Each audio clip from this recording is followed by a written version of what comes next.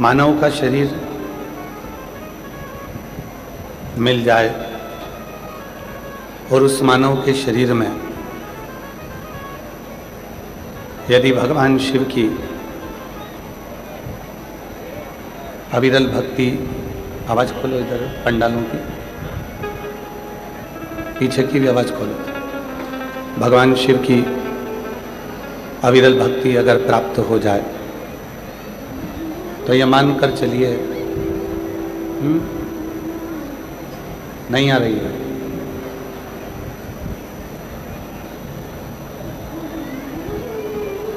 ये मानकर चलिए कि कहीं ना कहीं भगवान शिव की बड़ी कृपा हुई है।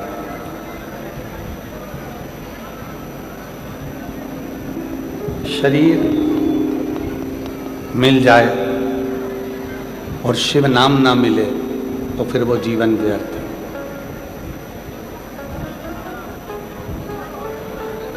भगवान शिव की कृपा से अगर शरीर अच्छा मिला है और उस शरीर से भगवत नाम का स्मरण हो रहा है, शिव नाम का स्मरण हो रहा है, तो ये मानकर चलिए कि हमारा जीवन सार्थक होगा। हाथ कब सार्थक हैं? जब ये हाथ दान करें, सेवा करें, पुण्य करें, पूजन करें, आराधना करें और कुछ कर्म करें। आशीष इधर आवाज नहीं है उस ग्राउंड के। हाथ कब सार्थक हैं? जब वो पुण्य करें, पूजन करें, आराधना करें, साधना करें, थोड़ा कर्म करें, थोड़ी सेवा करें तो हाथ सार्थक है। नेत्र कब सार्थक हैं? जब वो नेत्र भगवान का दर्शन करें, किसी दीन को देखकर उसकी सेवा में इंद्रियों को तत्पर लगा दें। मुख कब सार्थक है? जब इन मुख से, जिह्वा से भगवान का भजन हो जाए। श्रवण कब सार्थक हैं? जब इन कानों से हम भगवान की कथा को श्रवण कर लें, बुजुर्गों की, बड़ों की बातों को श्रवण कर लें और उस बात पर अमल कर लें। चरण कब सार्थक हैं? जब वो चलकर तीर्थ चले जाएं, माता पिता के चरण तक चले जाएं और शिव महापुराण की कथा तक चले जाएं तो समझो कि ये चरण सार्थक है।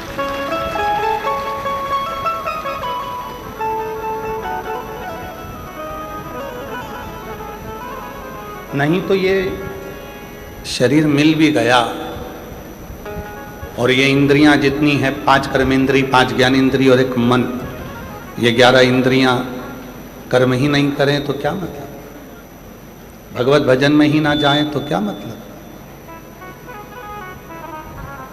वो एक लाइन हमारे निखिलेश जी बड़ी भाव से कहते हैं, मैंने मानव जन्म तुझको हीरा दिया, मैंने मानव जन्म तुझको हीरा दिया, तू व्यर्थ गवाए तो मैं क्या करूं।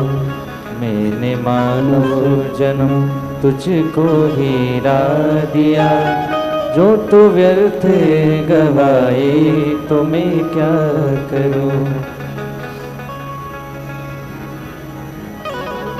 मैंने तुझको मानव जन्म दिया है और बड़े मुश्किल से दिया, और यदि उस मानव जन्म को तू व्यर्थ गवा दे तो फिर मतलब है क्या? कितना कठिन 83,99,999 योनियां, जीव जंतु कीट पतंगा वृक्ष पशु पक्षी जानवर जलचर थलचर वायुचर की मिली।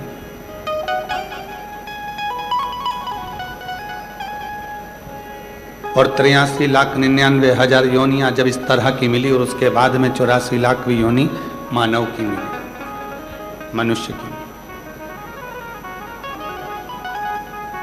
और अगर वो योनि जो 84 लाखवें नंबर की मिली है उसको हम व्यर्थ गंवा देंगे, तो फिर विचार करिए कि वापस वो 83,99,999 योनियों में तो जाना ही है।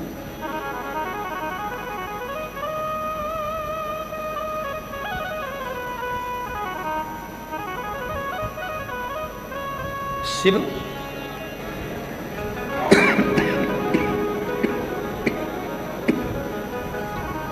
शिव पुराण की कथा कहती है, शिव कथा वर्णन करती है, मरने के बाद चिता पर लेटे हुए व्यक्ति को घी लगाओ, घी मलो या मत मलो। जब शमशान लेकर जाते हैं, आग लगाने से पहले घर का बेटा अपने माँ बाप के शरीर पर घी मलता। शिव पुराण कहती है कि घी मरने के बाद मलो चाहे मत मलो, पर इतना जरूर है जब माँ बाप जिंदा रहें, माता पिता जब तक जीवित रहें तो उनकी रोटी में जरूर घी मल कर खिला देना। मरने के बाद की कोई बात नहीं, मृत्यु के बाद कौन देगा।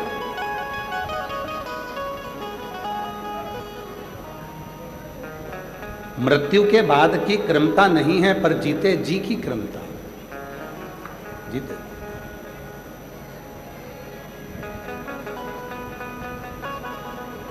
वो एक लाइन है ना, कभी प्यासे को पानी पिलाया नहीं, बाद अमृत पिलाने से, बोलो बोलो जम के बोलो जरा, बाद अमृत पिलाने से, कभी गिरते हुए को उठाया नहीं, बाद आंसू बहाने से।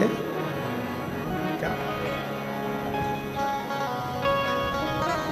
जिंदा है सेवा करो, जीवित हैं आदर करो, बुजुर्ग हैं सम्मान करो,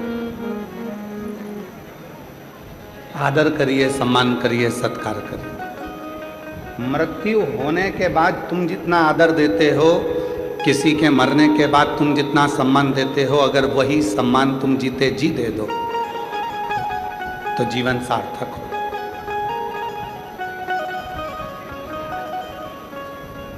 जीवन सार्थक हो जाए। शिव कथा कह रही है, भगवान शंकर का चरित्र कथा है। भगवान शिव काशी में विराजमान है और मां जगत जननी जगदम्बा अम्बा पार्वती जी उनके पास में बैठी हुई।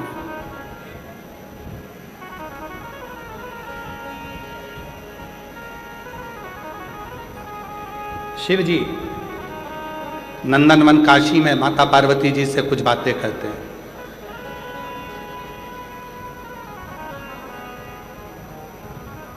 भगवान शंकर माता पार्वती जी से कहते हैं, पार्वती, दुनिया के लोग मंदिर में परमात्मा को ढूंढने के लिए जाते हैं, तीर्थ में परमात्मा को ढूंढने के लिए जाते हैं, गुरुओं के दरवाजे पर परमात्मा को ढूंढने के लिए जाते हैं, साधु संत के पास परमात्मा को ढूंढने के लिए जाते हैं, देवालय शिवालय में परमात्मा को ढूंढने के लिए जाते हैं। शंकर पार्वती जी से कहते हैं, पार्वती, सच्चे परमात्मा तो घर में माँ बाप के रूप में विराजमान होते हैं, जिनको ढूंढने की जरूरत ही नहीं पड़ती। आदर करो, सम्मान करो, सत्कार करो, प्रणाम करो, नमन करो, सब कुछ प्राप्त हो जाए। सब कुछ। कल एक पत्र किसी बहन जी ने भेजा, उसमें उन्होंने लिखा कि श्री शिवाय नमस्तुभ्यम का मतलब तो प्रणाम करना होता है।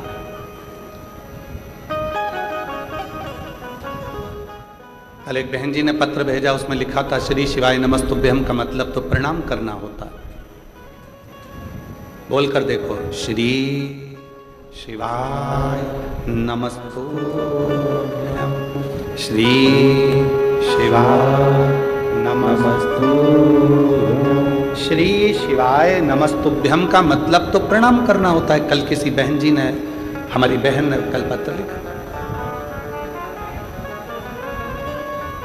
नमः शिवाय का मतलब भी प्रणाम करना होता है। ओम नमः शिवाय का मतलब भी प्रणाम करना होता है।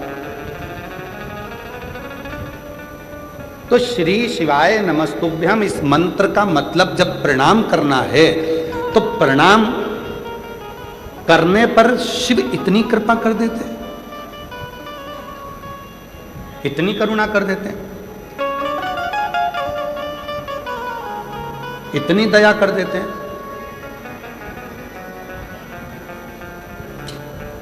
देखिए, कल भी कुछ माताओं ने पत्र लिखा था, हम व्यासपीठ से बोलते नहीं हैं, आज फिर हम निवेदन कर रहे हैं कि जितने भी सामान बेचने वाले हैं, कुरकुरा, मीठा कुछ या कोई भी सामान आप लोग बेचने वाले हैं, वो पंडाल के बाहर जाकर सामान बेचिए। लोग कथा सुनने के लिए आते हैं, उनके बीच बीच में आप लोग निकलते हो, डिस्टर्ब करते हो और वो लोग बार बार पत्र में लिख कर भेजते हैं। और जितने भी आसपास में लोग बैठे हैं, अगर कोई सामान बेचने वाला आपके पास आता है तो उसके पांव पड़कर उसको बाहर निकाल दें कि आप बाहर जाकर बैठो, हमें 2.5 घंटे की कथा मिलती है, उसको हमें सुख से सुनने दो, प्रेम से सुनने दो। शिव कथा कर रही है, भगवान शंकर का चरित्र कह रहा, शिव पुराण कह रही है। माता जी ने पत्र लिखा, बहन जी ने पत्र लिखा कि शिव महापुराण में श्री शिवाय नमस्तुभ्यम का मतलब प्रणाम करना है, नमः शिवाय का मतलब प्रणाम करना है, ओम नमः शिवाय का मतलब प्रणाम करना है। तो प्रणाम करना क्या इतना फलदायी हो जाता है कि वो व्यक्ति की जिंदगी बदल देता? क्यों नहीं? शिव कथा में भगवान शंकर पार्वती जी से कहते हैं, पार्वती प्रणाम परिणाम को बदल देता। किसी से झगड़ा हुआ, खूब लड़ाई हुई, झगड़ा हो गया, खूब झगड़ा हो गया, झगड़ा होने के बाद एक दूसरे को मारने के लिए खड़े हो गए और उतने में ही किसी दोनों के बीच में एक पार्टी अगर हाथ जोड़कर खड़ी हो जाए और प्रणाम कर ले तो दूसरे का हिम्मत नहीं है कि वो डंडा उठा ले, कि तलवार उठा ले। तुम प्रणाम करोगे और परिणाम बदल जाएगा, वो फिर लड़ाई, विवाद, क्लेश समाप्त होगा।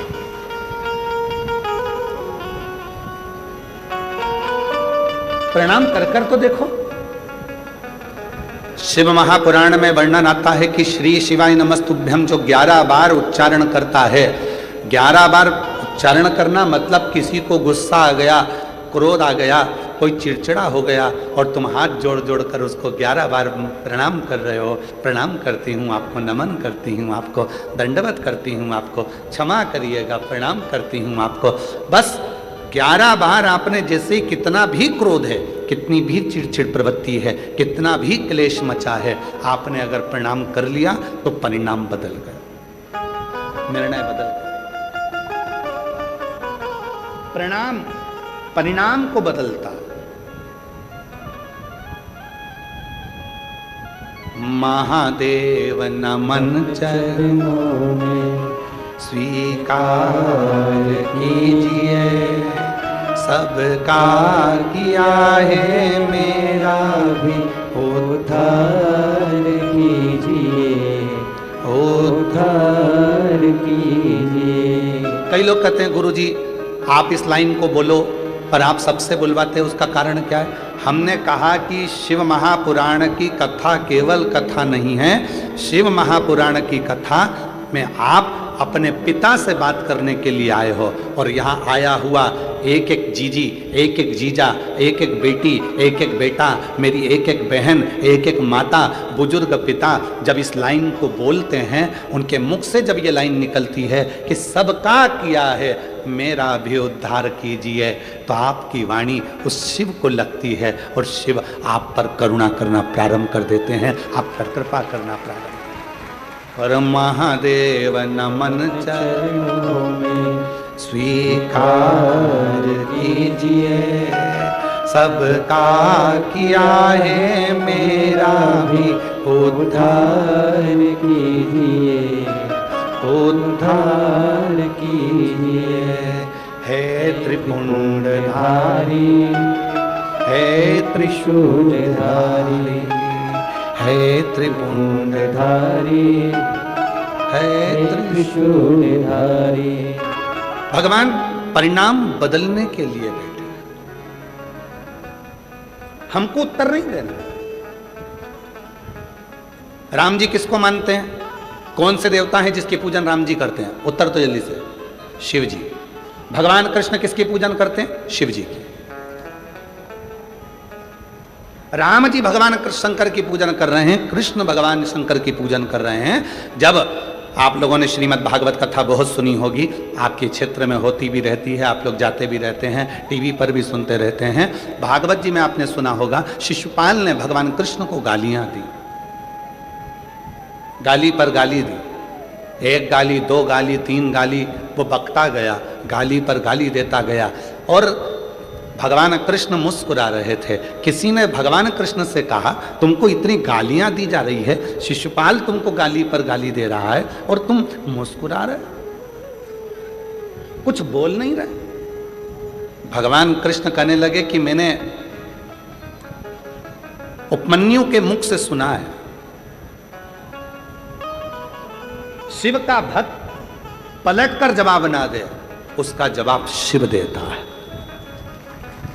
शिव का भक्त पलटकर जवाब ना दे, उसका जवाब शिव देता है। तो भगवान कृष्ण कहते हैं, मैं शिव का भक्त हूं, मैं पलटकर जवाब नहीं दूंगा, जवाब तो महादेव देंगे। एक गाली हुई शिशुपाल की, दो गाली हुई, धीरे धीरे करते 80 गाली हो गई। बकता रहा, बकता रहा, गाली देता रहा, 90 गाली हो गई और 99 गाली हो गई। और आखिरी में 99 गाली पूरी होते से ही 100वीं गाली जैसी पूरी हुई और भगवान कृष्ण के हाथ में सुदर्शन चक्र आ गया। भगवान कृष्ण ने सुदर्शन चक्र को बुलाया नहीं था,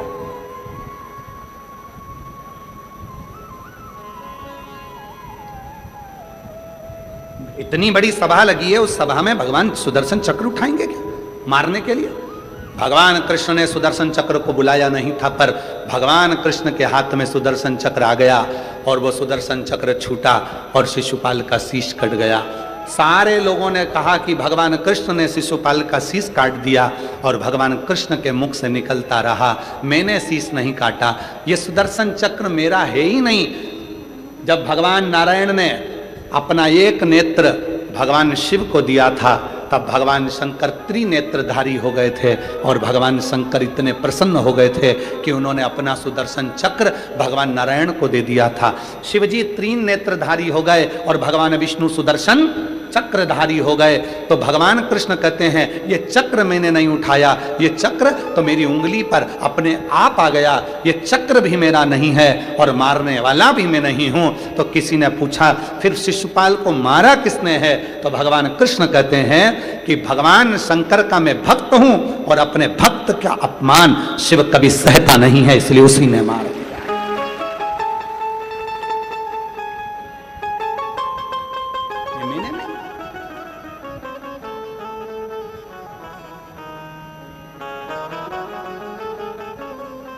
शिव का सच्चा जो भक्त होता है ना, वो जवाब देना नहीं जानता। हो गया।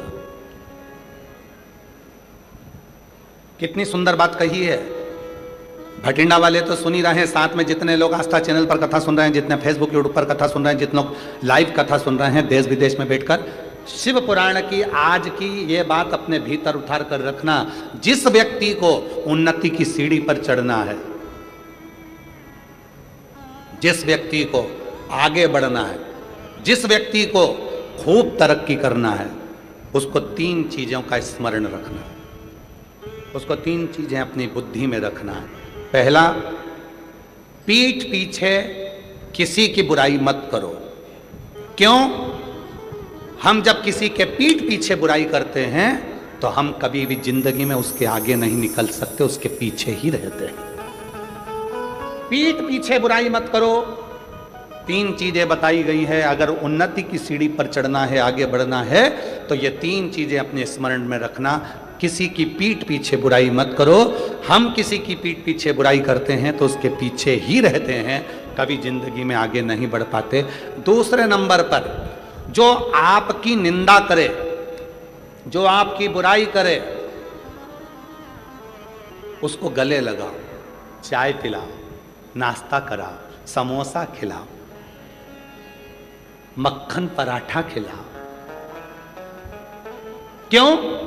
क्योंकि वो तुम्हारी बुराई करने वाला को तुम जब गले लगा कर रखोगे, वो बुराई करने वाला जब तुम्हारी बुराई करता रहेगा तो तुम उस बुराई को छाट कर अच्छे बनते चले जाओगे, और एक दिन इतने अच्छे बन जाओगे कि फिर बुराई करने के लिए तुम्हारे लिए कुछ बचेगा ही नहीं, तुम उस सीढ़ी तक पहुंच जाओ। तीसरे नंबर पर कहा, पहले नंबर पर पीठ पीछे बुराई मत करो, दूसरे नंबर पर बुराई करने वाला जो तुम्हारी निंदा कर रहा है, जो तुम्हारी चुगली कर रहा है, तुम्हारे लिए अपशब्द कर रहा है, तुमको गाली दे रहा है, तुमको आड़ा टेढ़ा बोल रहा है, उसको समोसा कचौड़ी जरूर खिलाओ, चाउमीन खिलाओ, नाश्ता खिलाओ, बघार खिलाओ, खूब पिज्जा खिलाओ, खूब प्रेम से लस्सी पिलाओ, क्योंकि ऐसा बुराई करने वाला। और हम नहीं कह रहे, ये पुराने शास्त्र भी कहते हैं, निंदक न्यारे राखिए आंगन कुटी छवाए, और बिन पानी बिन साबुन सब मेल धुल जाए। अर्थात जो निंदा करने वाला है उससे अपने हृदय से लगा कर रखना, कम से कम वो तुम्हारी निंदा कर कर तुम्हें साफ तो कर रहा है, तुम्हारे पाप को वो झेल तो रहा है। अगर निंदा करने वाला नहीं होगा तो तुम सब बीमार पड़ जाओगे।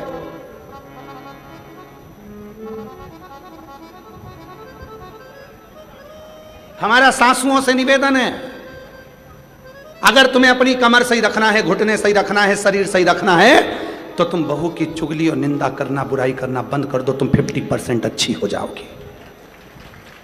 और हमारा बहुओं से भी निवेदन है, अगर तुम्हें अच्छा रहना है, कई बहुएं ऐसी हैं 45 की उम्र में, 40 की उम्र में, 35 की उम्र में, और कमर दुख रही है, सिर दुख रहा है, हाथ पैर दुख रही है, कब हर 15 दिन में डॉक्टर, हर 8 दिन में डॉक्टर, ये डॉक्टर बदला, वो डॉक्टर बदला, वो डॉक्टर बदला। कारण क्या है? क्योंकि तुम सास की निंदा करती होगी, और निंदा का मतलब आप सब जानते हो, शिव महापुराण में वर्णन आता है, निंदा की एक कथा आती है, बड़ी सुंदर कथा है, आप सुनिएगा, फिर आप याद करिएगा कि सियोर वाला बाबा गलत तो नहीं बोल दिया। एक कथा आती है, एक संत का झोपड़ा था,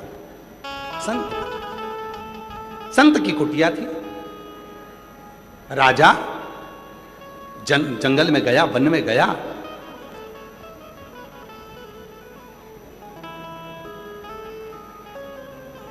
घूम फिर कर अपने घर गया। एक दिन वही संत भ्रमण करते करते राजा के दरवाजे पर गया और राजा से कहा, महाराज कुछ दे दीजिए भिक्षा में। राजा गुस्सेल था, क्रोध में था, उसको गुस्सा आ गया, गुस्सा आ गया। और गुस्सा आया तो उसने गुस्से में आकर, घोड़े की लीद पड़ी थी, वो लीद उठाकर उसने संत के कटोरे में डाल दी। संत ने वो लीद को ले जाकर अपनी कुटिया के पीछे डाल दी। कुटिया के राजा भ्रमण करते हुए जंगल में आया, रात्रि का समय था, भटक गया।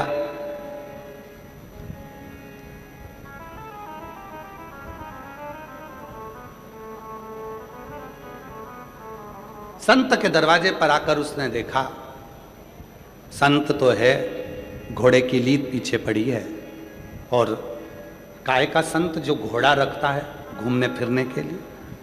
राजा को गुस्सा आया, चल दिया, घर गया, जो मिलता राजा उससे कहता, एक संत जंगल में रहता है, घोड़ा पाल के रखा है, लीद थी उसके घर, लीद थी, बढ़ता गया। राजा निंदा करते गया, निंदा करते गया, संत संतुष्ट होता गया, लीद का ढेर बढ़ता चले गया, लीद का ढेर बढ़ता था। और आखिरी में एक दिन राजा भ्रमण करते करते राजा पहुंच गया, जाकर देखा लीद का ढेर था, लीद का ढेर। और उस ढेर को देखा, पूछा, महाराज ये लीद इतनी सारी कैसे हो गई? तुम्हारे ही दरवाजे पर से मिली थी, एक कटोरे में लीद थोड़ी सी, तुम्हारी निंदा करने से ये लीद बढ़ती चली गई, और अब इस लीद का कोई हकदार नहीं है, तुम ही इसके हकदार हो, तुम्हें ही इसको भोगना।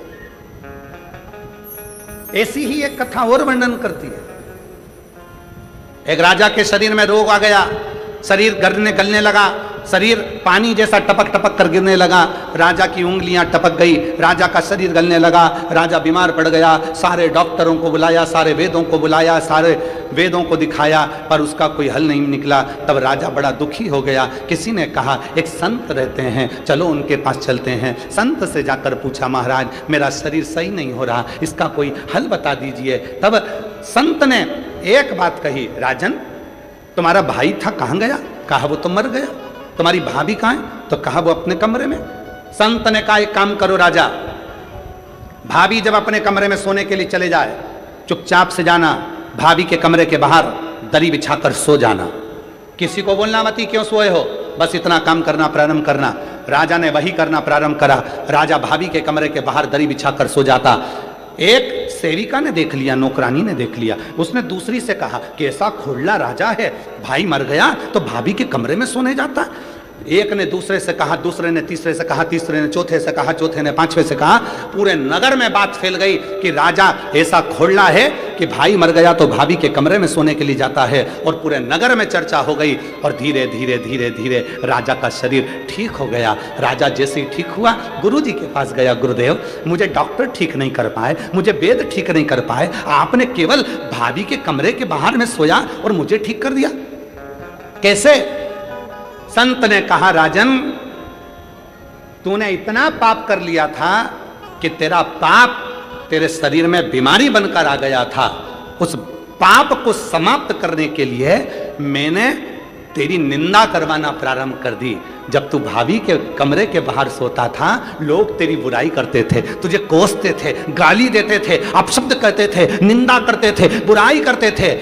राजन जितने लोगों ने तेरी निंदा करी, तेरा पाप उनके खाते में चले गया और उनका जो पुण्य था वो तेरे खाते में आ गया।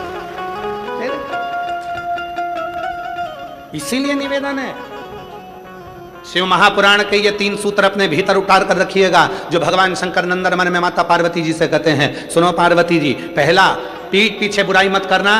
पीछे बुराई करने वाला हमेशा पीठ के पीछे ही रह जाता है और आगे वाला आगे निकलता चले जाता है। दूसरे नंबर का, कोई निंदा करे, बुराई करे, तुम्हें गाली दे, तुम्हें अपशब्द कहे, तुम्हें ताना दे, दिन रात तुम्हें कोसे, तुम उसका जवाब मत दो। तुम उसको गले लगाकर उसको समोसा खिलाओ, कचौड़ी खिलाओ, लस्सी पिलाओ, भोजन कराओ, मखान पराठे खिलाओ, उसको बेहतरीन बेहतरीन भोजन कराओ, जलेबी खिलाओ, उसको इमरती खिलाओ, उसको पकवान खिलाओ। क्यों?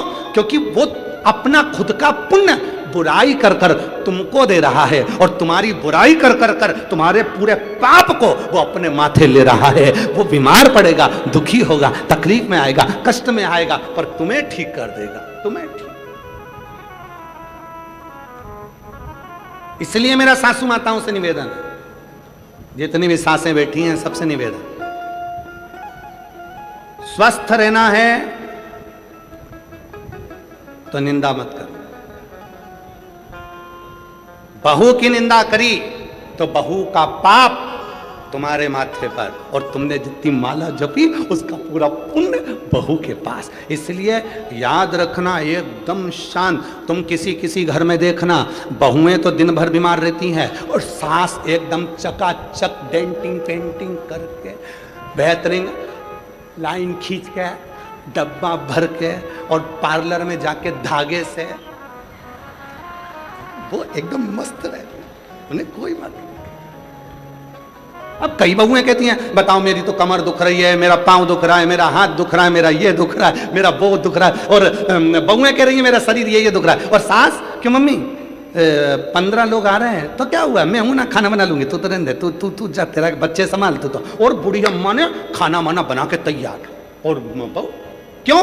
क्योंकि बहू इतनी सास की बुराई करती है, सास की बुराई करते करते बहू सास की सारी बीमारी को खुद ले लेती है और अपना जितना पुण्य है वो सास को दे देती है। इसलिए याद रखना, ये ट्रांसफर बहुत ध्यान देने वाला है, बहुत ध्यान।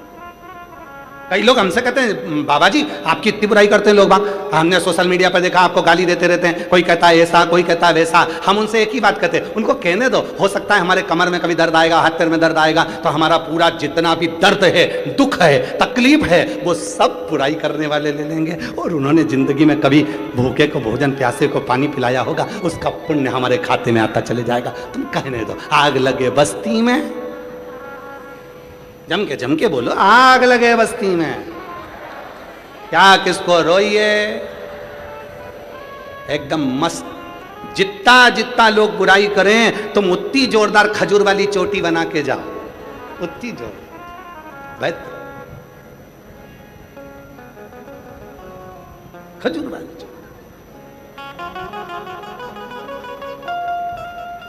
हम तो बाबा के भरोसे चलते हैं, हम तो बाबा के भरोसे चलते हैं। ये दुनिया वाले जलते हैं, ये दुनिया वाले जलते हैं, डमरू वाले के भरोसे चलते हैं, काशी वाले के भरोसे चलते हैं, सीहोर वाले के भरोसे चलते हैं, सीहोर वाले के भरोसे चलते हैं। हम तो बाबा के भरोसे चलते हैं, हम तो बाबा के भरोसे चलते हैं। 3 सूत्र हैं। पहला, पीठ पीछे बुराई मत करो। दूसरा, बुराई करने वाला आपकी कोई बुराई कर रहा है, दूसरे की बुराई करने वाले को गले नहीं लगाना, अपनी बुराई अगर कोई कर रहा है तो उसको गले लगा। तीसरा, गरीब और अमीर दोनों के भेद को मिटाओ। कुर्सी मिले, पद मिले, प्रतिष्ठा मिले, यश मिले, सबके लिए तत्पर रहो।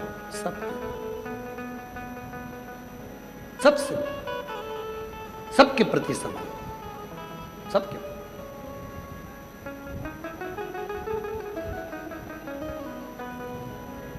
समर्पण इसी को कहते हैं।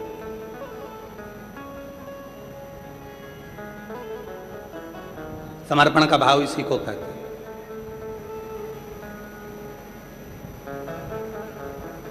और जिसमें समर्पण का भाव होता है वही जीवन में सार्थक होता है।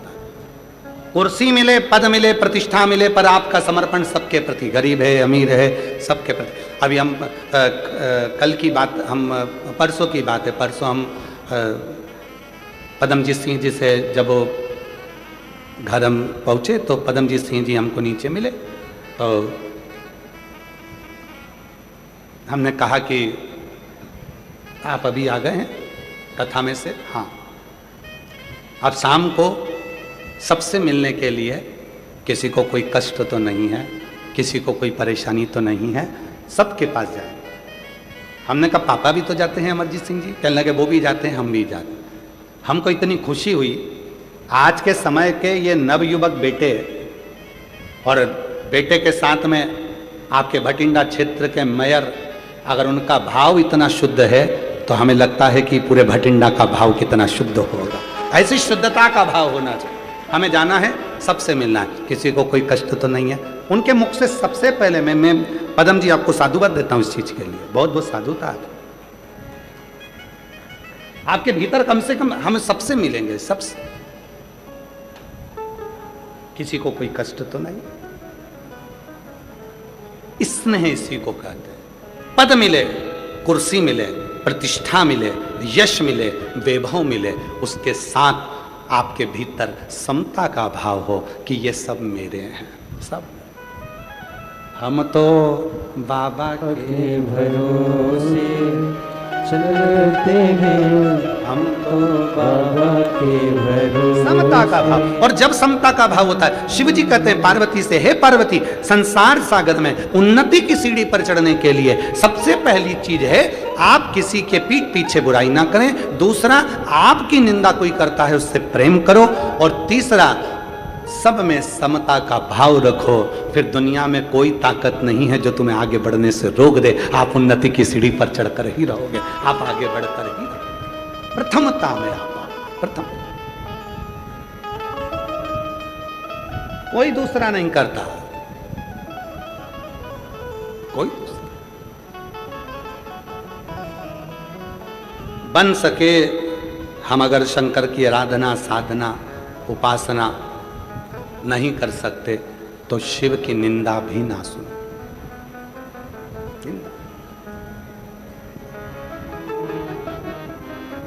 ईमानदारी से बोलना रे सब, जितनी मेरी भटिंडा की जीजियां बैठी हैं, जितने मेरे जीजा बैठे हैं, जितनी बेटियां बैठी हैं, जितने बेटा बैठे हैं, जितने बुजुर्ग माँ बाप बैठे हैं, और जहां जहां से तुम आए हो, जम्मू, हिमाचल, उत्तरांचल, हरियाणा, राजस्थान और भी ना जाने कहां कहां से तुम सब आए हो,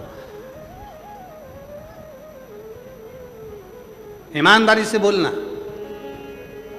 वृंदावन गए हो, अयोध्या गए हो, काशी गए हो, वैष्णो देवी गए हो, या ज्वाला देवी गए हो, या आसपास के जितने भी तीर्थ है वहां गए हो, मंदिर में दर्शन करते समय दिल ज्यादा लगता है कि मोबाइल ज्यादा लगता है?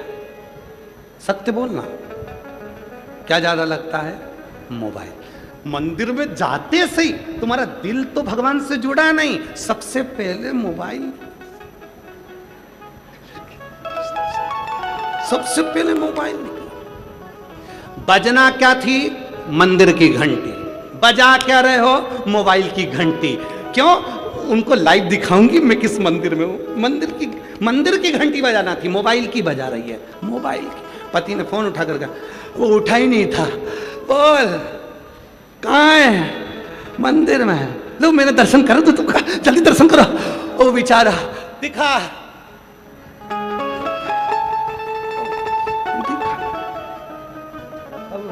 उसका दिल ही नहीं है, और तू जबरदस्ती उसको उठा के देखो देखो भगवान कितने सुंदर लग रहे ना, हाँ अच्छा लग रहा है। जो अभी मैं दूसरे मंदिर में जाऊंगी, जब वो भी दर्शन कराऊंगी, पति बोला मैं नहाने जा रहा हूं, तेरे हाथ जोड़ रहा हूं, तू चुपचाप बैठ। बजाना थी मंदिर की घंटी, बजा दी मोबाइल की घंटी। लगाना था दिल, लगा दिया मोबाइल। ईमानदारी से बोलो, फिर पूछो कि शंकर कैसे मिलेगा, तो तुम बताओ री मेरी जीजियों, अरे ओ बठिंडा वालियों, कैसे मिलेगा?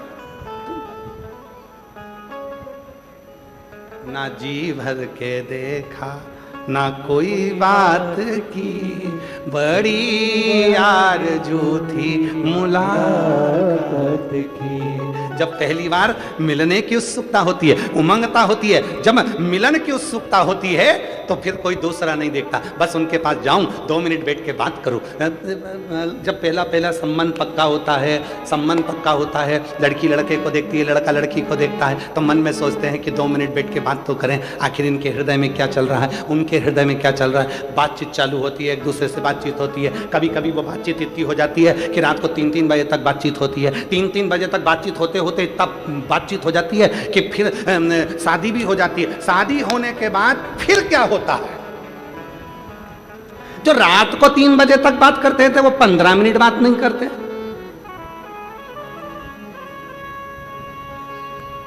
क्यों? मोबाइल लगाया, दिल नहीं लगा पाया। दिल लगा लेता और मोबाइल नहीं भी लगाता तो वो अजर और अमर चलता रहता, जीवन भर चलता रहता। वो दिल नहीं लगा।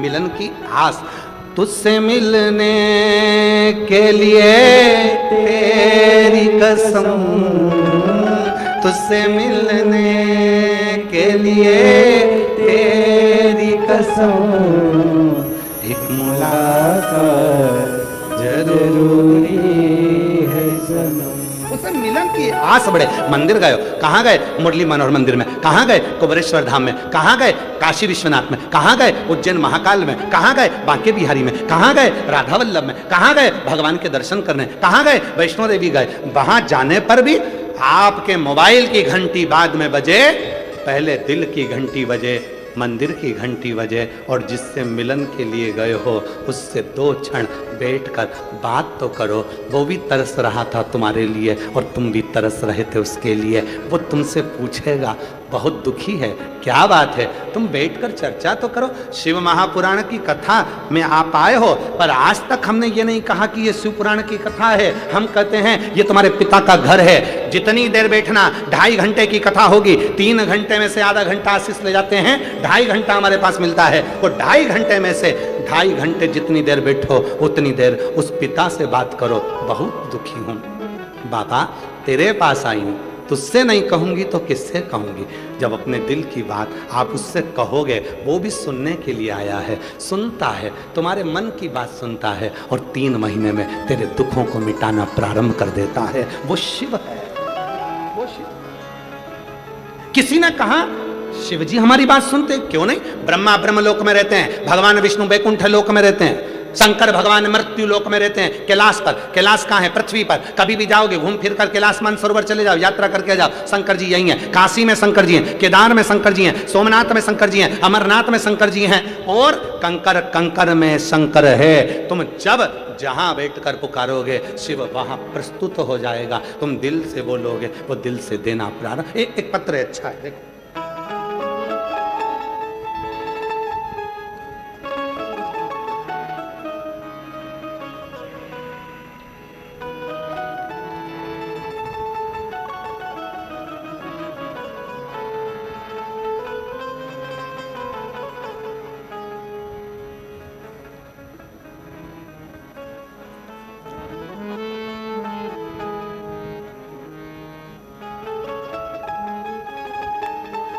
मैं भतेरी देवी भगत राम भट्टी, बासी सिरसा, हरियाणा की निवासी हूँ। मेरी लड़की ने MBBS की डिग्री 2023 में कर ली थी। आगे कहीं बैठी हों, भतेरी देवी भगत राम भट्टी, बासी सिरसा, हरियाणा की निवासी हूँ। मेरी लड़की ने कहीं बैठी हों तो आ सकती हैं। MBBS की डिग्री 2023 में कर ली थी। आगे 2 साल से MD के लिए तैयारी कर रही थी, लेकिन हर बार रह जाती थी। मैंने 2 कथा सिरसा में सुनी, तीसरी बार मैं भटिंडा की कथा में सुनने के लिए आई। भटिंडा की कथा सुनकर मैं यहाँ से गई, अपनी बेटी से कहा तो हिम्मत मत हारना। सीहोर वाला बाबा कहता है भगवान देगा जरूर, थोड़ा सा फाइल मोटी है, समय लगेगा। यहाँ भटिंडा की कथा में पंडाल में बैठकर कथा सुनकर गई, यहाँ की मिट्टी ले गई, पशुपतिनाथ का व्रत करने लगी। दिसंबर 2025 में मैं लड़की को लेकर सीहोर कुबरेश्वर धाम चली गई, कंकर शंकर की पूजन करी। मेरी बेटी ने पेपर दिया और आप जैसा बताते थे कि बेलपत्र पर शहद लगाकर बाबा को चढ़ाकर पेपर देने के लिए भेजा। पेपर बहुत अच्छा गया, फिर रिजल्ट भी अच्छा आया और बाबा की कृपा से मेरी बेटी का MD में सिलेक्शन हो गया। आज मेरी बेटी एम्स मेडिकल कॉलेज भटिंडा में ही MD कर रही है। मैं बाबा को यहाँ धन्यवाद देने के लिए आई हूँ। एक पत्र और देखो कितना सुंदर है, देखिए।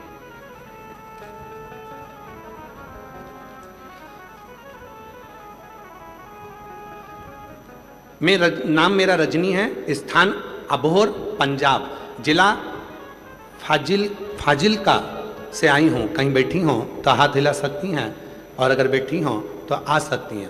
जिला फाजिलका, रजनी मेरा नाम है, अबोहर पंजाब की रहने वाली हूँ। गुरुदेव बाबा की कृपा का क्या बखान करूँ गुरुजी, मैं आपसे 2022 से जुड़ी हूँ। मैं पहली बार रुद्राक्ष महोत्सव में आई थी गुरुजी। मेरे चेस्ट में गठान थी, मेरी छाती में गठान हो गई थी। डॉक्टर तो न जाने क्या क्या गठान को बता रहे थे, पर मेरा विश्वास आप पर था। मैं आखिरी में जब डॉक्टर ने बहुत कुछ बता दिया तो मैं हिम्मत हार गई और मैं सीहोर आ गई। कुबरेश्वर धाम पर आई, मैंने वहां पर कावड़ भरी, कावड़ का जल शिवजी पर चढ़ाया। आपके साथ जाकर कावड़ का जल लेकर आ गई, उस जल को पीती और अपने चेस्ट पर लगा दी।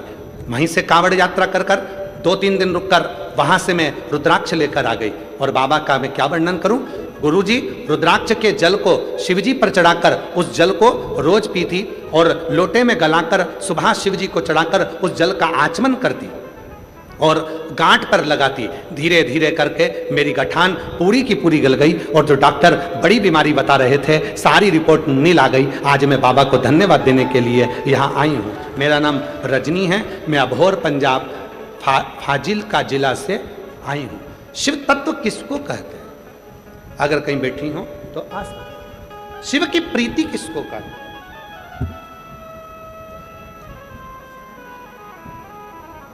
एक विश्वास,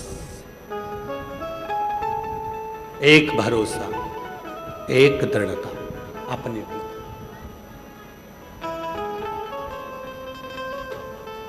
एक भरोसा।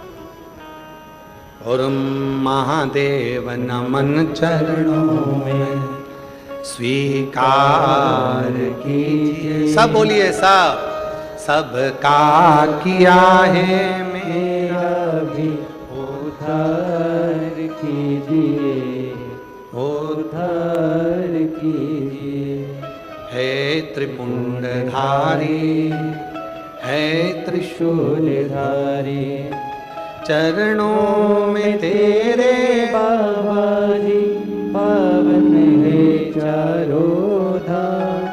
चरणों में तेरे बाबा जी पावन है चारों धाम। तेरी देव करते वंदना, पूजे है सीताराम। तेरी देव करते वंदना, पूजे है सीताराम। हो जाए पूरी कामना, हो जाए पूरी कामना। उपकार कीजिए, सबका किया है मेरा भी उद्धार कीजिए, उद्धार कीजिए। है त्रिपुंडधारी, है त्रिशूलधारी, है त्रिपुंडधारी, है त्रिशूलधारी। उसे नमनता भाव की। थोड़ा दिल लगाओ शिव से, थोड़ा दिल। कुबेरेश्वर धाम आना तो दिल लेकर आना।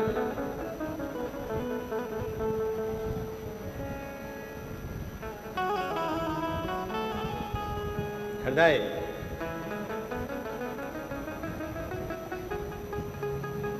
सबसे पहली कावड़ किसने चढ़ाई थी?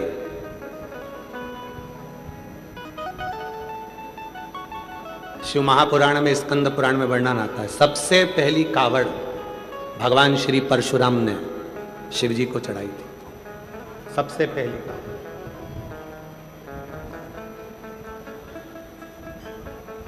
जब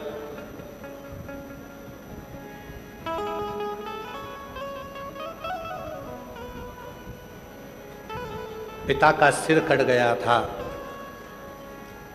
सहस्त्रबाहु जी के द्वारा, और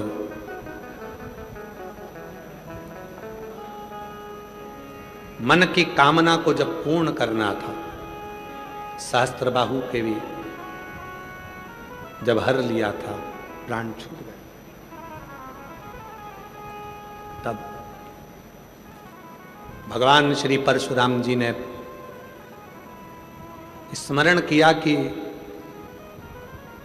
पिता भी जीवित हों और कोई दोष ना लगे और जीवन की सारी उलझनें समाप्त हो, उसके लिए क्या करा जाए। कहा, पवित्र नदी का जल जब कंधे पर लेकर परशुराम जी तुम जाओगे और शंकर के शिवलिंग पर जब जल चढ़ाओगे, चढ़ाते से ही तुम्हारी जिंदगी के जितने दोष हैं, जितनी तकलीफें हैं, जितने कष्ट हैं, वो सब शिव के पास चले जाएंगे और तुम्हारे दोष मिटकर पिता पुनः जीवित हो जाएंगे। परशुराम भगवान ने सबसे पहली कावड़ चढ़ाई थी। वचन दिया भगवान शंकर ने परशुराम जी को, हे परशुराम जी, कलिकाल संसार में, कलयुग में संसार के लोग जहां तहां भटक रहे होंगे, किसी पवित्र नदी के जल को श्रावण के महीने में जब कोई कंधे पर लेकर मेरे मंदिर तक आएगा, शिवालय तक आकर जल समर्पित करेगा, भारत की भूमि पर जो 400 नदियां हैं, सारी नदियों का पवित्र भाव उस जल में आ जाएगा और जल चढ़ाते से उसके सारे दोष समाप्त होकर उसका जीवन सुखमय हो जाएगा। इसलिए कावड़ की महत्वता श्रावण महीने में रहेगी। श्रावण के कावड़ की मौत। ठीक है, बेटी को चेस्ट में गठान हो गया था, अब बाबा की कृपा से पूर्ण तरह से गल चुका है। एक बार जोरदार ताली बजाकर साधुवाद। बेटी ने हिम्मत नहीं हारी, डॉक्टरों ने तो बहुत कुछ बताया, पहुंच गई सीहोर बाबा की कावड़ भरने के लिए। और कावड़ यात्रा में पहुंचकर कावड़ का जल चढ़ाकर 11 किलोमीटर की यात्रा कर कर जल चढ़ाकर बाबा का वो जल लेकर अपने चेस्ट पर लगा दे। रुद्राक्ष चली आई, गलाकर शिव को चढ़ाने। शिव पर भरोसा। प्रथम कावड़ भगवान श्री परशुराम जी ने भरी थी, प्रथम कावड़। उसका फल कई लोग कहते हैं गुरुजी कुबेरेश्वर धाम की कावड़ की इतनी महत्वता क्यों है? हम कहते हैं कुबेरेश्वर धाम 12 ज्योतिर्लिंग के मध्य में। पूरे 12 ज्योतिर्लिंग के बीच सेंटर में कुबेरेश्वर धाम है। आप खड़े होकर मैप पर, कुबेरेश्वर धाम में खड़े होकर मैप पर चाहे काशी को देखो, चाहे आप केदार को देखो, सोमनाथ को देखो, मल्लिकार्जुन को देखो, रामेश्वरम को देखो, सबका केंद्र बिंदु कुबेरेश्वर धाम मिलेगा। कुबेरेश्वर धाम की कावड़ का इसलिए महत्व होता है, वहाँ सावन के महीने में 1 महीने तक लोग जल भरते हैं, सीवन माँ का कुबेरेश्वर बाबा पर समर्पित करते हैं। उसका महत्व इसलिए होता है कि कुबेरेश्वर धाम की कावड़ में जब कुबेरेश्वर धाम पर जल चढ़ता है तो 12 ज्योतिर्लिंग में जल चढ़ने के बराबर उसके पुण्य की प्राप्ति होना प्रारंभ हो जाती है। कुबेरेश्वर धाम की कावड़ का। और महादेव नमन चरणों में स्वीकार कीजिए, सबका किया है मेरा भी उद्धार कीजिए, उद्धार। बाबा जी का कहना है कि हमने दोनों का पत्र लिखा, आपने बेटी का पढ़ा, बेटे का नहीं पढ़ा। मेरी बेटी एम्स में मेडिकल कॉलेज बठिंडा में एमडी में एडमिशन हो गया है और बेटे का आर्मी में लेफ्टिनेंट कर्नल के पद पर नियुक्ति हो गई। एक बार जोरदार ताली बजाएं, साधु ताली। ये बच्चे महादेव भैया जी बोल रहे हैं, हम पहले भी भटिंडा कथा सुने, हम बेटे को भी लेकर आए थे भटिंडा कथा में और यहाँ बैठकर बाबा से मांगा, बाबा ने दे दिया। शिव तत्व, जोरदार ताली बजाएं, साधु ताली। सबका किया है मेरा भी उद्धार कीजिए, उद्धार कीजिए। है त्रिपुंड मुंडधारी है त्रिशूलधारी। शिव के प्रति तुम्हारा भाव समर्पित।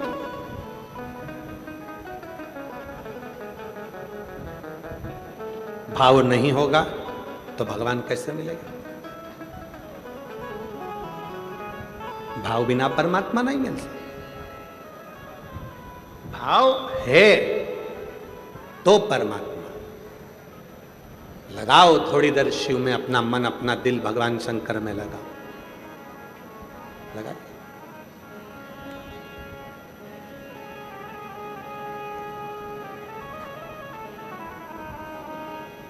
जितनी देर शिव के मंदिर में मत्था टेकने के लिए जाओ, गुरुद्वारे में मत्था टेकने के लिए जाओ, मंदिर में मत्था टेकने के लिए जाओ, उतनी देर मोबाइल के कनेक्शन से नहीं जुड़ना है, शिव के कनेक्शन, गुरु की वाणी के कनेक्शन से जुड़ो।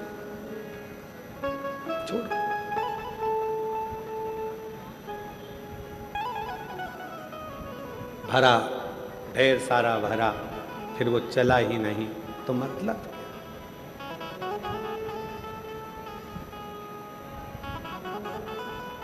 संसार सागर में शिव महापुराण में भगवान शंकर कहते हैं, पार्वती जीवन के जिन सूत्रों में शरणागति का जो सूत्र है वो सूत्र ही है, उस सूत्र में है ही है कि आप कितने समर्पित, कितना समर्पित। कई लोग ऐसे होते हैं उनका समर्पण नहीं होता। जैसे 3 दोस्त पिकनिक करने गए और 3 दोस्त जब पिकनिक करने गए, पार्टी करने के लिए गए, समोसा लिया, कचौड़ी ली, कोल्ड ड्रिंक ली, पानी की बोतल ली, लेकर चल दिए, जंगल में पहुंच गए। जंगल में पहुंचकर तीनों ने घूमा फिरा, नहाया और बैठे खाने के लिए, तो देखा कि कोल्ड ड्रिंक की बोतल और पानी की बोतल दोनों घर छूट गई। कोल्ड ड्रिंक की बोतल भी घर रह गई और पानी की बोतल भी घर रह गई। अब तीनों ने विचार करा कि घर जाएगा कौन लेने के लिए, तो तीनों ने पर्ची पर नाम लिखा अपना अपना और 3 पर्ची बनाकर और उसको नीचे डाल दिया।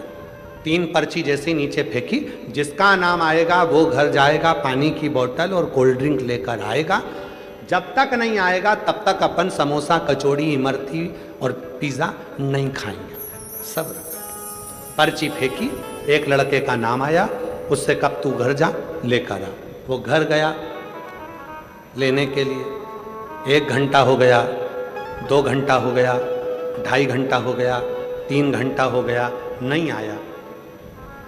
दोनों दोस्तों ने विचार करा कि इसकी मम्मी ने कहीं काम पर लगा दिया होगा, इसलिए पानी की बोतल और कोल्ड ड्रिंक की बोतल लेकर नहीं आया। एक काम करते हैं, अपन दोनों खा लेते हैं और फिर घर चलते हैं। दोनों ने समोसा उठाया, खाने ही वाले थे, मुंह के पास ले जाने ही वाले थे। इतनी देर में वो पेड़ के पीछे से आ गया और आते से ही बोला, मुझे पहले ही मालूम था कि तुम खा जाओगे, इसलिए मैं गया ही नहीं।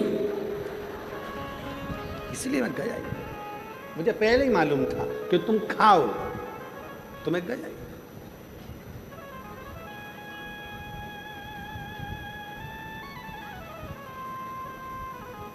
ऐसे कई लोग हैं संसार में जो ये इंतजार में बैठे रहते हैं कि वो गई थी, उसने शिव जी को जल चढ़ाया, उसका काम हुआ कि नहीं हुआ। उसने कहा, अरे भैया, किसी की फाइल मोटी होती है, किसी की फाइल पतली होती है, सबके मन का भाव होता है। कई बार ऐसा होता है जो दूसरे को बताता है वही मंजिल तक नहीं पहुंच पाता है और चलने वाला मंजिल तक पहुंच जाता है। कई बार ऐसा, आप विश्वास कर कर उसके करीब तो जाओ। एक पत्र अच्छा है, देखिए।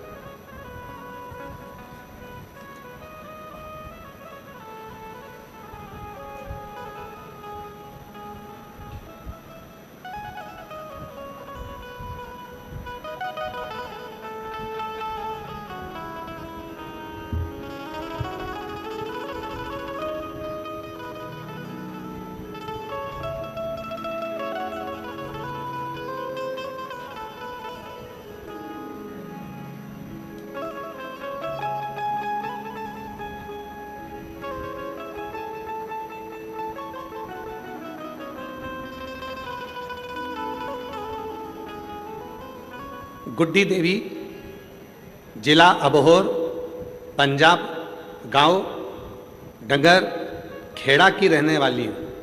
कहीं बैठी हों तो हाथ हिला सकती हैं, अगर कहीं बैठी हों तो हाथ हिलाएं। गुड्डी देवी, जिला अबोहर, पंजाब, गांव डंगर खेड़ा की रहने वाली हूँ। आ जाइए, आ जाइए। डंगर खेड़ा की रहने वाली हूँ। दिनांक 5 मई सन 2025 को मेरे अचानक पेट में दर्द होने लगा। मैंने अबोहर सिविल अस्पताल में मैंने जांच करवाई। वो डॉक्टर ने मुझे बच्चादानी में 2 गठान बताई। गठान कैंसर की बोला। फिर मैंने दोबारा जांच करवाई श्री गंगानगर 2 हॉस्पिटल में, वहाँ भी डॉक्टर ने यही बताया कि तुम्हारे पेट में बच्चादानी में 2 गठान हैं और वो कैंसर की हैं। हम लोग घबरा गए और घबरा कर घर आ गई। फिर हमने रंगीन MRI करवाई तो डॉक्टर ने बोला कि बीकानेर से इलाज करवाओ, तुम्हारे बच्चादानी में गठान है। और हम बीकानेर चले गए। बीकानेर में जाकर जांच कराई, वहाँ पर भी डॉक्टर ने 2 गठान और कह दिया कि शरीर में कैंसर जैसी बीमारी। सुनकर बीकानेर से वापिस आ गए। तब मेरी बहन और मेरी बेटी ने कहा, माँ चिंता मत कर, सीहोर वाला बाबा कथा कहता है और बोलता है यदि विश्वास है तो शिव तुम्हारे दुख को हरेगा जरूर। माँ मंदिर जाऊंगी, रुद्राक्ष सीहोर से लाऊंगी। सीहोर गई, रुद्राक्ष लाई, तांबे के कलश में गलाकर सीहोर के रुद्राक्ष को शिव पर जल चढ़ाने लगी। पानी लेकर आना और पानी लाकर स्टार्ट किया और मैंने भोले बाबा पर विश्वास कर 2-3 दिन पानी पिया और फिर हम भटिंडा में प्राइवेट पंजाब कैंसर हॉस्पिटल में जांच करवाने के लिए पहुंच गए। जब हमने सुना था कि सीहोर वाला बाबा कहता है कि सीहोर का रुद्राक्ष अगर विश्वास के साथ में जल पियोगे तो सुख मिलेगा। कथा हमने टीवी पर सुनी, कथा सुनकर उठती थी टीवी पर कथा सुनकर, तो टीवी के सामने ही हाथ फेर कर मैं अपने पेट पर लगा लेती थी। जब हम पंजाब के कैंसर हॉस्पिटल में, भटिंडा के ही कैंसर हॉस्पिटल में जब दिखाए, पंजाब कैंसर हॉस्पिटल में, तब वहां की जो रिपोर्ट आई, जांच करवाई और मैं श्री शिवाय नमस्तुभ्यम का जाप करती रही। गुरुजी, डॉक्टर ने मुझे यह बोला कि आपकी रिपोर्ट बिल्कुल नील है, आपको घबराने की जरूरत नहीं है, आपके शरीर में कुछ भी नहीं है। बाबा, आज मैं बाबा को धन्यवाद देती हूँ गुरुदेव, गुरुजी, इतना विश्वास, पहले मेरे बेटे को भी विश्वास नहीं था आप पर, मेरे घर के किसी व्यक्ति को भरोसा नहीं था, मेरे भाई को भी नहीं था। आज मेरा भैया, मेरा बेटा सब आप पर पूर्ण भरोसा करते हैं कि हमारी रिपोर्ट पूरी की पूरी नील कैसे हो सकती है। जो बीकानेर तक हम दिखा कर आ गए। बाबा बाबा है, शिव पूर्ण करता है। गुरुजी, एक लाइन, हम तो बाबा के भरोसे चलते हैं, हम तो बाबा के भरोसे चलते हैं। ये दुनिया वाले जलते हैं, ये दुनिया वाले जलते हैं, हम तो बाबा के भरोसे चलते हैं, हम तो बाबा के भरोसे चलते हैं। विश्वास है तो शिव है।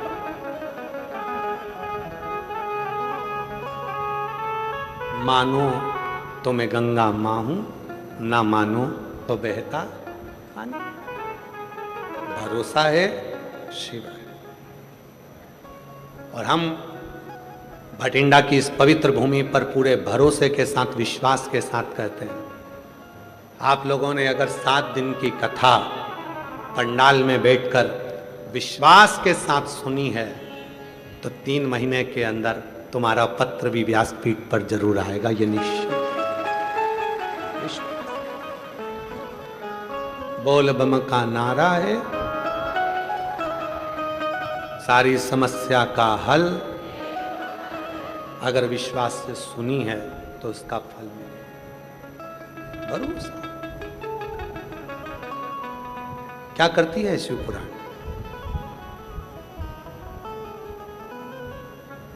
शिव भक्ति का एक बीज बोती है।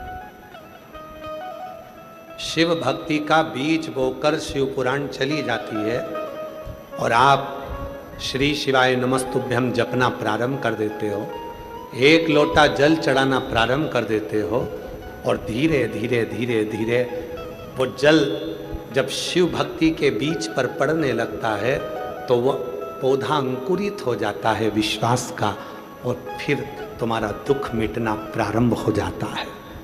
पूर्ण दुख, पूर्ण दुख।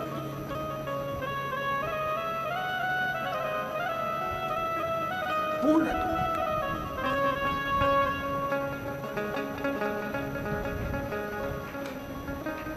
शिव तत्व और शिव की अविरल भक्ति,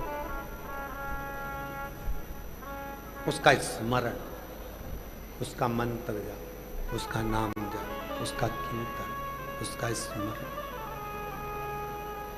जीवन में सुख का अनुभव करा देता है। सुख का। फिर निवेदन करूं दुनिया के लोगों के लिए केवल कथा है, केवल कथा, पर ये दुनिया के लोगों के लिए कथा हो सकती है।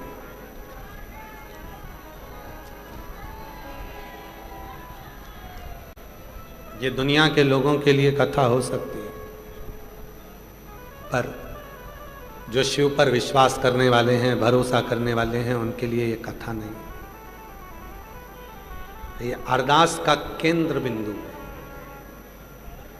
अरदास कर, प्रार्थना कर, विनय कर, निवेदन कर, ये केंद्र बिंदु।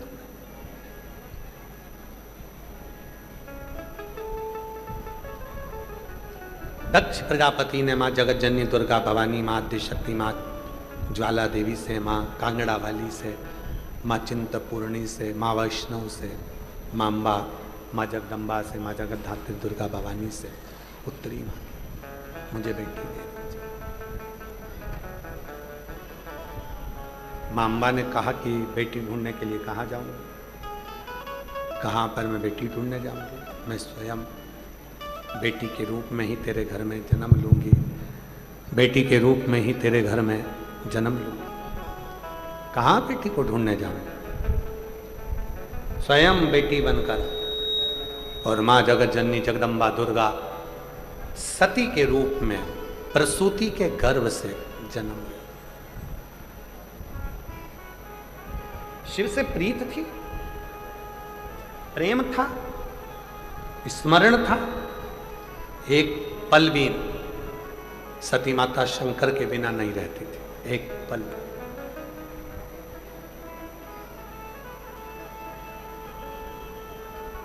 दुनिया में अगर सबसे ज्यादा प्यार कहीं देखने को मिलेगा तो तुम्हें शिव और सती, शिव और पार्वती का देखने को मिलेगा।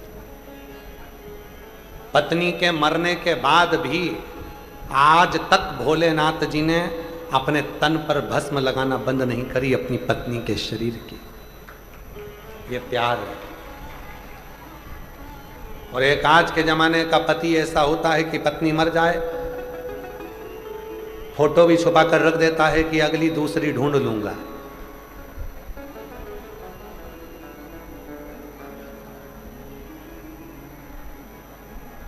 ये गई और वो मोबाइल पर शादी.com निकलना प्रारंभ कर देता कि कोई लड़की मिल जाए मेरे को दूसरी जिससे मैं विवाह करूं, शादी करूं।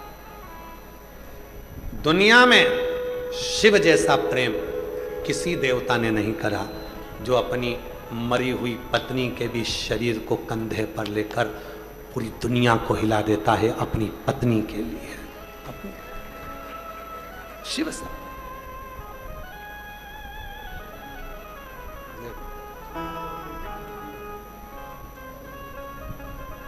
बेटे को 25 सालों से मिर्गी का दौरा आता था और शिव की कृपा से पूर्ण तरह से स्वस्थ हुआ। एक बार जोरदार ताली बजाकर साधुवाद।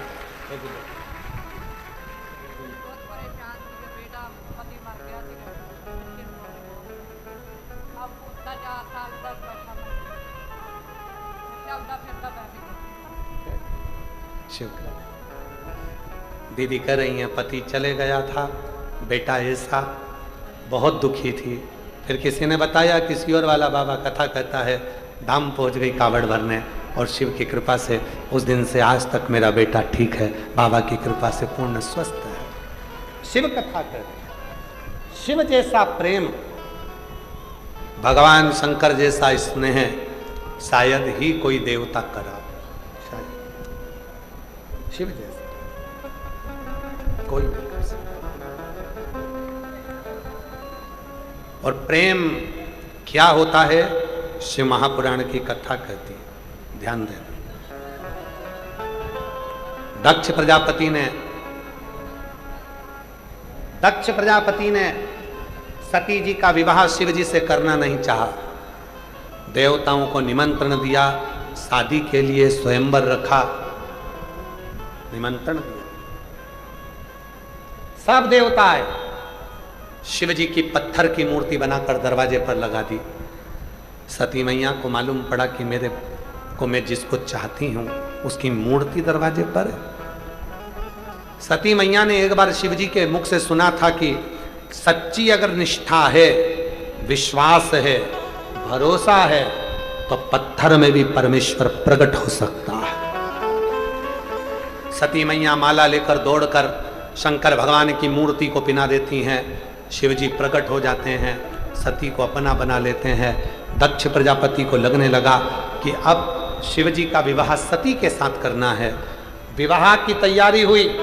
दक्ष प्रजापति ने सारे राजसी ठाट अपनी बेटी की शादी के लिए, सती के विवाह के लिए लगा दी।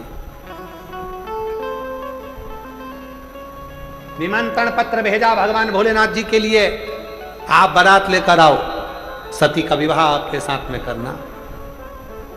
जरा ध्यान देना इस कथा पर। सती का विवाह, बारात लेकर भगवान भोलेनाथ सती से विवाह करने के लिए आ गए। एक नियम है, मंगलसूत्र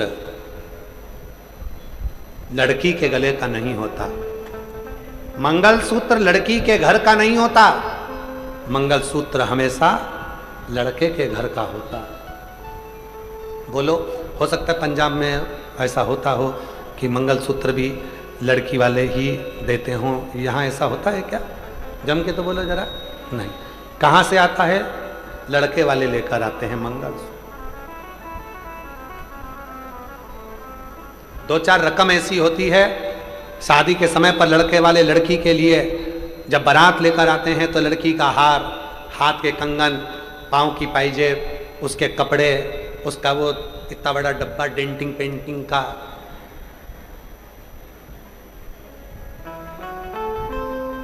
उसके पाँव की चप्पल,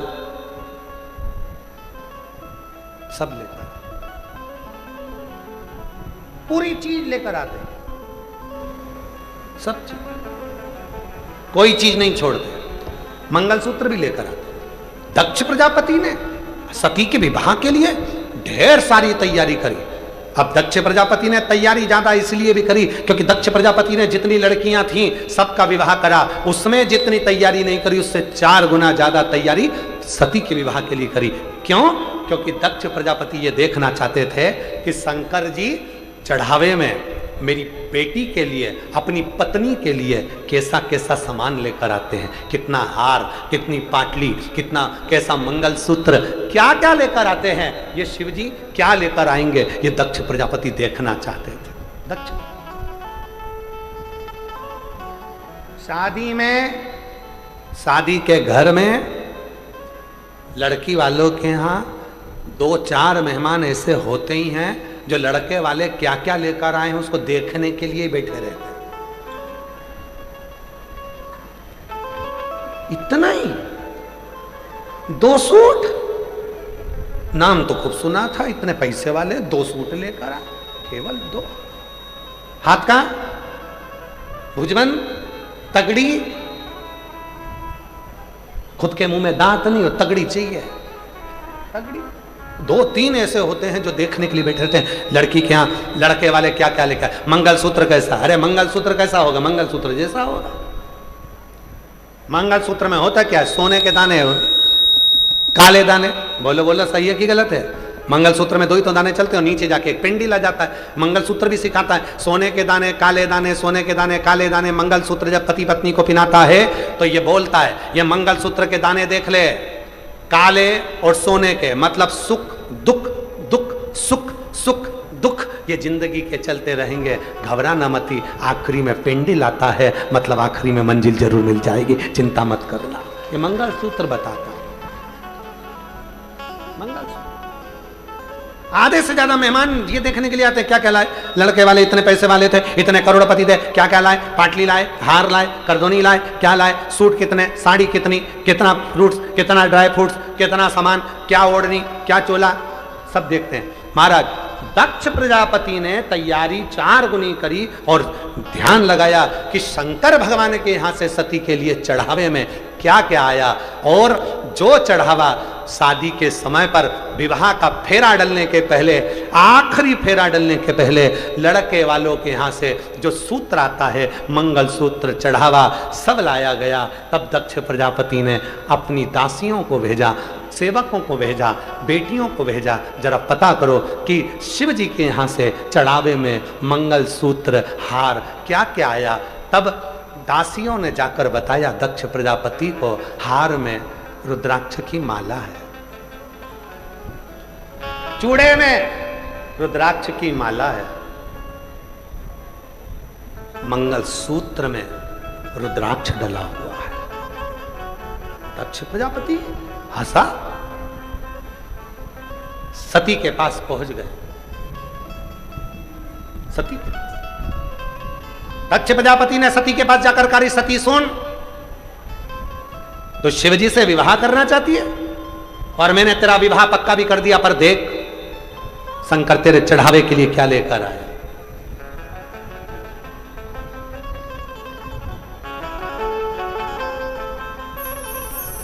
रोती नहीं बेटा, बेटा अच्छा कर दिया तूने, तेरे भाई को इतना जल चढ़ा कर क्या करते हो। ए बेटा रोते नहीं, इधर आ, ए रोते नहीं, इधर आ, इधर इधर आजा आजा, रोते नहीं, रोते नहीं, रोना नहीं, रोते नहीं। अब ठीक हो क्या गया ना, डॉक्टर ने मना करा था, बस क्या सोचना है। तू भी रोते नहीं, दोनों रोते, आंसू बचते, आंसू रोते नहीं। अब तो ठीक हो क्या आया यार, अब एकदम गुड हो गया, एकदम बढ़िया। बाबा ने तो अच्छा कर दिया, तेरी बहन जल चढ़ाती रही। जोरदार ताली बजाओ साधु का। ले बेटा,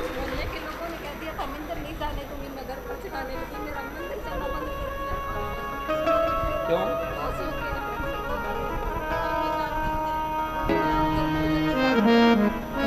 जी बता रही है, बेटा चले गया कोमा में, हॉस्पिटल में। मोहल्ले के लोग कहने लगे कि इसको अपशब्द खोड़ला जैसा, मंदिर भी नहीं जाने देते थे। ये बेटी घर में ही शंकर को जल चढ़ाकर वहीं का जल लेकर भाई को देने हॉस्पिटल चली जाती थी। एक बेलपत्री ले जाती, भाई के तकिए के नीचे रख देती। डॉक्टर तो कहते ये बोलेगा कि नहीं बोलेगा पता नहीं, कब उठेगा पता नहीं, मुख कब खोलेगा, और बोलेगा भी तो पागलों जैसी हरकत करेगा। पर आज बाबा की कृपा से पूर्ण तरह से स्वस्थ होकर आया है। एक बार जोरदार ताली बजाइए साधु। जी एक लाइन सुना रही है गाने की। आँखों में असर होगा, घर बेटे बुला लेंगे, आँखों में असर होगा, घर बेटे बुला लेंगे, तुम रूठे रहो भोले, हम तुम्हें मना लेंगे। सब जगह से आज छोड़ दी, वेंटिलेटर पर पड़ा है। डॉक्टर ने भी कह दिया 2-3 दिन देखेंगे, बॉडी को दे देंगे। शरीर में हिम्मत नहीं आई, विश्वास था मेरा बाबा मुझे पंडाल में बुलाएगा, और बाबा पंडाल में लेकर आ गया उसको। पहुंच गई कावड़ भरने सीहोर। बेटे को होश आया, पागलों जैसी हरकत करने लगा कि ये तो बिल्कुल एकदम ठीक नहीं हुआ। कावड़ भरी आई, जल ली आई, दिया, शिव शिव। हे मेरी जीजियों, जो जैसी भावना लाया वो वैसा ही फल पाया, नहीं खाली उसे लौटाया, वो मन ही मन हर्षाया, और कर दिया माला माल काशी वाले ने लुटा दिया भंडार काशी वाले ने। वो शिव है, वो घड़ी है, खाली नहीं छोड़, वो खाली नहीं छोड़।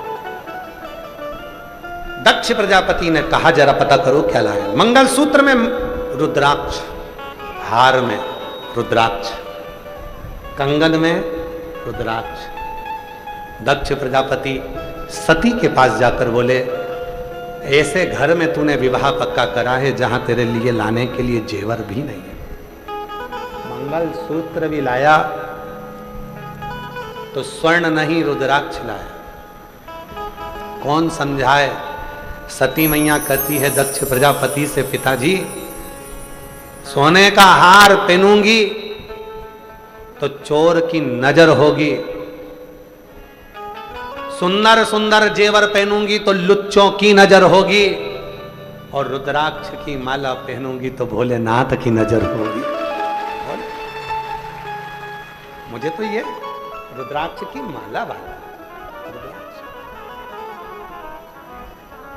रुद्राक्ष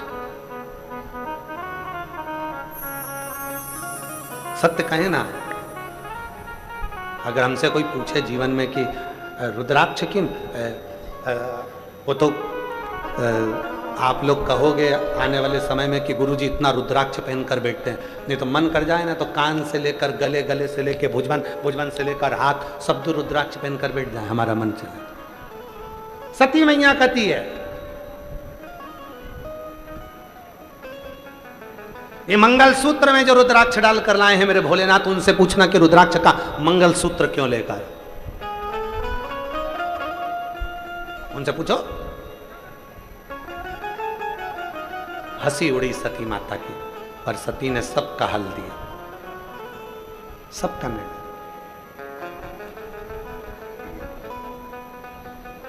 अब मां सती विवाह के मंडप में पहुंची, सब स्थिर होकर देख रहे थे, सब स्थिर।